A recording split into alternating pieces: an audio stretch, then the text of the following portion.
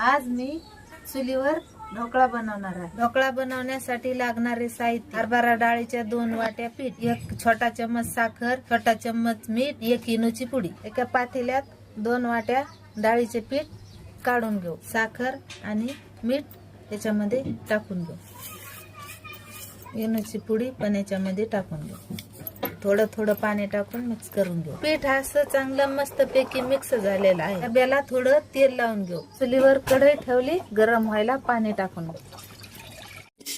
पीठ चांगलं मिक्स झालंय, या डब्यामध्ये काढून घेऊ।